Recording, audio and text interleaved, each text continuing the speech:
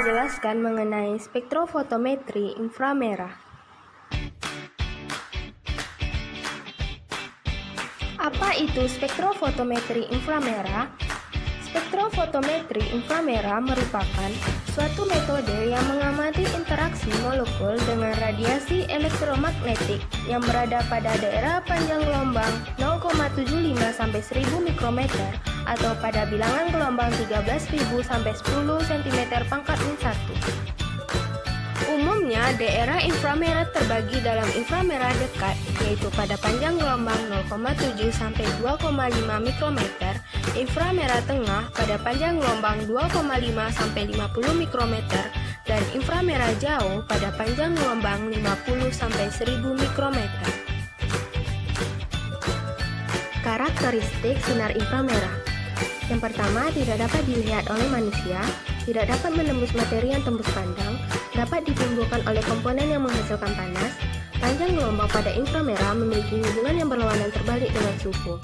Ketika suhu mengalami kenaikan, maka panjang gelombang mengalami penurunan. Interaksi sinar inframerah dengan molekul. Dasar spektroskopi inframerah dikemukakan oleh Hawk dan didasarkan atas senyawa yang terdiri atas dua atom atau diatom yang digambarkan dengan dua buah bola yang saling terikat oleh pegas, seperti tampak pada gambar di samping ini.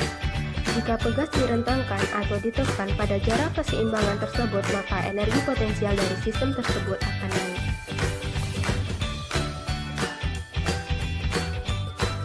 Setiap senyawa pada keadaan tertentu telah mempunyai tiga macam gerak. Yang pertama, gerak translasi, yaitu perpindahan dari satu titik ke titik yang lain. Yang kedua, gerak rotasi, yaitu berputar pada porosnya. Yang ketiga, gerak vibrasi, yaitu bergetar pada tempatnya. Bila ikatan bergetar, maka energi vibrasi secara terus-menerus dan secara periodik berubah dari energi kinetik ke energi potensial dan begitu sebaliknya. Jumlah energi total adalah sebanding dengan frekuensi vibrasi dan tetapan gaya dari pegas dan massa dari dua atom yang terikat. Energi yang dimiliki oleh sinar inframerah hanya cukup kuat untuk mengadakan perubahan vibrasi. Jenis vibrasi. Vibrasi terdiri dari yaitu regang atau stretching dan tekuk atau bending. Kita masuk yang pertama, yaitu regang atau stretching. Vibrasi regang merupakan suatu vibrasi yang mengakibatkan perubahan panjang ikatan suatu molekul memanjang atau memendek dalam satu bidang datar. Vibrasi regang terdiri dari yang pertama, regangan simetri. Regangan simetri merupakan unit struktur bergerak bersamaan dan searah dalam suatu bidang datar. Yang kedua, regangan asimetri merupakan unit struktur bergerak bersamaan dan tidak searah tetapi masih dalam satu bidang datar. Yang kedua yaitu tekuk atau bending. Vibrasi tekuk atau bending merupakan vibrasi yang mengakibatkan perubahan sudut ikatan antara dua ikatan. Vibrasi tekuk atau bending terdiri dari yang pertama, vibrasi goyangan, yaitu unit struktur bergerak mengayun asimetri tetapi masih dalam bidang datar. Yang kedua, vibrasi guntingan, yaitu unit struktur bergerak mengayun simetri dan masih dalam bidang datar. Yang ketiga, vibrasi kibasan, merupakan unit struktur bergerak mengibas keluar dari bidang datar. Yang keempat, vibrasi pelintiran, yaitu unit struktur berputar mengelilingi ikatan yang menghubungkan dengan molekul induk dan berada di dalam bidang datar. Instrumentasi spektrofotometer inframerah. Jenis spektrofotometer inframerah terdiri dari yang pertama, berkas tunggal atau single beam, yang kedua, berkas ganda atau double beam. Perbedaan kedua jenis spektrofotometer ini hanya pada pemberian cahaya, di mana pada single beam cahaya hanya melewati satu arah sehingga nilai yang diperoleh hanya nilai absorbansi dari larutan yang dimasukkan. Sedangkan spektrofotometer double beam, nilai blanko yang dapat langsung diukur bersamaan dengan larutan yang diinginkan dalam satu kali proses yang sama. Prinsip kerja spektrofotometer inframerah. Bila suatu senyawa diradiasi menggunakan sinar inframerah, maka maka sebagian sinar akan diserap oleh senyawa, sedangkan yang lainnya akan diteruskan. Serapan ini diakibatkan karena molekul senyawa organik mempunyai ikatan yang dapat bervibrasi atau bergetar. Komponen spektrofotometer inframerah terdiri dari sumber radiasi, wadah sampel, monokromator, detektor, dan recorder. Sumber radiasi. Radiasi inframerah dihasilkan dari pemanasan suatu sumber radiasi dengan listrik sampai suhu antara 1500 sampai 2000 Kelvin. Sumber radiasi yang biasa digunakan berupa nest grower, globar, dan kawat neutron. Wadah sampel. Wadah sampel tergantung dari jenis sampel. Untuk sampel berbentuk cairan umumnya mempunyai berkas radiasi kurang dari 1 mm, biasanya dibuat dari lapisan tipis film di antara dua keping senyawa yang transparan terhadap radiasi inframerah. Senyawa yang biasa digunakan adalah natrium klorida, kalsium klorida, dan kalsium iodida. Untuk sampel berbentuk gas digunakan sel gas dengan lebar sel atau panjang berkas radiasi 40 mm. Untuk sampel berbentuk padatan mempunyai panjang berkas radiasi kurang dari 1 mm. Sampel berbentuk padatan ini dapat dibuat dalam bentuk pelet, pasta, atau lapis tipis. Monokromator. Monokromator merupakan suatu alat yang berfungsi untuk mendispersikan sinar dari sinar polikromatik menjadi sinar monokromatik. Ada dua macam tipe monokromator, yaitu monokromator prisma dan monokromator grating atau visi difraksi. Detektor.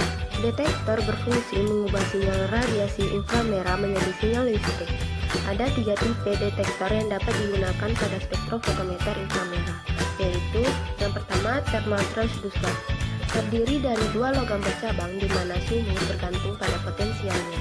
Yang kedua, pyroelectric transducer, berupa kristal cairan dari triglycerin sulfat di mana temperatur dipengaruhi oleh polaritas senyawa. Yang ketiga, photoconducting transducer, terbuat dari bahan semikonduktor seperti timbal sulfida, eoxytelurida, dan cadmium telurida.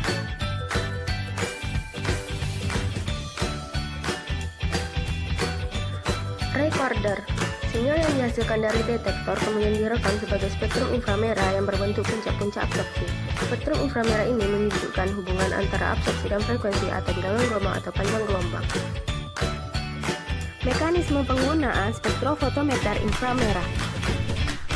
Radiasi inframerah dihasilkan sebagai akibat pemanasan pada temperatur tinggi oleh pemanasan listrik terhadap suatu bahan yang berada pada sumber energi tersebut. Radiasi kemudian terbagi dua, yaitu menuju tempat contoh dan pembanding atau referens. Setelah sinar IR dissipate, sinar terbagi menjadi dua arus, yaitu sinar menuju sampel dan sinar menuju larutan pembanding. Kemudian kedua berkas sinar tersebut masuk ke koper sehingga keluar output sinar yang diteruskan ke monokromator. Sinar masuk melalui celah masuk atau entrance pada monokromator. Sinar diarahkan masuk melalui celah masuk atau entrance pada monokromator ke bagian grating monokromator, lalu sinar difokuskan oleh grating. Sinar keluar melalui celah keluar atau X-translate dan masuk ke alat scan frekuensi, lalu diteruskan ke detektor. Oleh detektor, sinar diubah menjadi sinyal elektrik dan diperkuat oleh amplifier. Kemudian sinyal tersebut diinterpretasikan dalam bentuk spektrum inframerah dengan bantuan perangkat lunak dalam komputer. Interpretasi spektrum inframerah. Area spektrum inframerah terdiri dari, yaitu pada daerah sebelah kanan yaitu daerah sidik jari sekitar 1000 sampai 1500 cm/min1 dan daerah sebelah kiri yaitu daerah gugus fungsi sekitar 4000 sampai 1500 cm/min1. Pada daerah inilah kita menentukan gugus fungsi dari suatu senyawa. Syarat interpretasi data. Yang pertama, spektrum harus tajam dan jelas serta memiliki intensitas yang tepat. Spektrum merupakan hasil analisis senyawa murni. Spektrofotometer harus dikalibrasi sehingga akan menghasilkan pita atau serapan pada bidang gelombang yang tepat. Metode penanganan sampel harus ditentukan. Langkah-langkah dalam menginterpretasi spektrum inframerah. Apakah terdapat gugus karbonil? Gugus CO karbonil terdapat pada daerah 1820 sampai 1600 cm pangkat min 1. Puncak ini biasanya yang terkuat dengan lebar medium dalam spektrum. Bila gugus CO ada, ujilah daftar berikut ini. Apakah ada OH? OH memiliki serapan melebar di dekat 3400 sampai 2400 cm pangkat min 1. Biasanya tumpang tindih dengan CH. Apakah ada NH amida? NH amida memiliki serapan medium di dekat 3500 cm pangkat min 1. Kadang-kadang memiliki puncak rangkap. Apakah terdapat CO ester? CO ester memiliki serapan kuat di dekat 1300 sampai 1000 cm pangkat min 1. Apakah terdapat CO anhidrida? CO anhidrida memiliki dua serapan CO di dekat 1810 sampai 1760 cm pangkat min 1. Apakah ada CH aldehid? CH aldehid memiliki dua serapan lemah di dekat 2850 dan 2750 cm pangkat min 1 atau di sebelah kanan serapan CH. Apakah terdapat keton? Bila kelima yang di atas tidak ada, kemungkinan adalah fungsi tersebut adalah keton. Bila gugus CO tidak ada, maka lakukan pengujian berikut ini. Yang pertama, ujilah untuk OH alkohol. OH alkohol memiliki serapan melebar di dekat 3600 sampai 3000 cm pangkat min 1. Pembuktian selanjutnya yaitu adanya serapan CO di dekat 1300 sampai 1000 cm pangkat min 1. Yang kedua, ujilah untuk NH amida. NH amida memiliki serapan medium di dekat 3500 cm pangkat min 1. Yang ketiga, ujilah serapan CO eter di dekat 1300 sampai 1000 cm pangkat min 1, tetapi serapan OH tidak ada.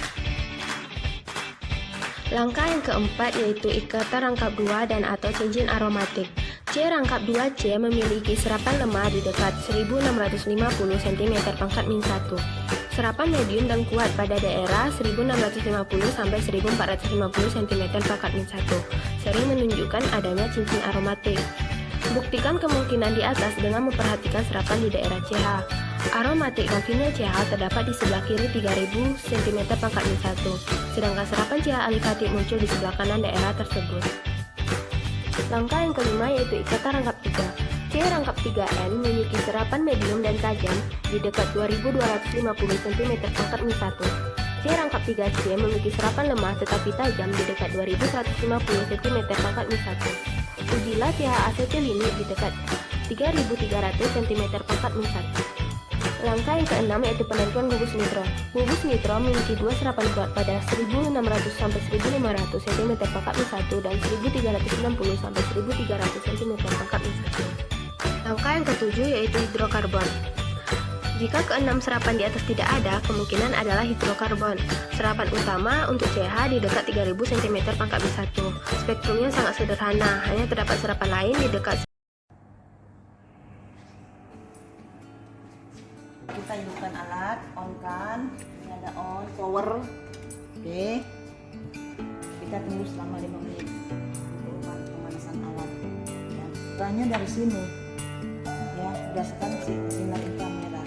Dari sinar inframerah itu maka bisa menghasilkan suatu gugus fungsi berdasarkan panjang gelombang. Jadi tempat sampel itu berupa sel seperti ini. Sel ini terbuat dari garam. Jadi sampel diletakkan di atas sel. Ya. Kemudian sampel itu harus transparan, harus setipis mungkin. Fungsinya supaya si sinar tadi gampang merah, gampang diserap oleh si sampel tadi. Setelah nanti diletakkan di antara ini plat, kemudian letakkan sampel di atas sel, tutup kembali, tutup, kemudian pasang, silang aja.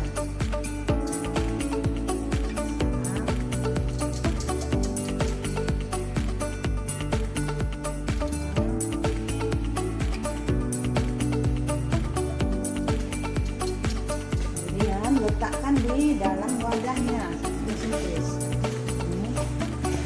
ini seperti ini. Setelah diletakkan, kita hidupkan pen, tekan pen sehingga pennya itu jatuh ke di atas kertas panjang gelombang kertasnya. Kemudian habis itu hidupkan scan. Ini jalan men-scan itu berdasarkan penentuan gugus fungsi berdasarkan sampel yang analisa. Jadi hasil daripada sampel tadi itu berupa data berbentuk grafik ini.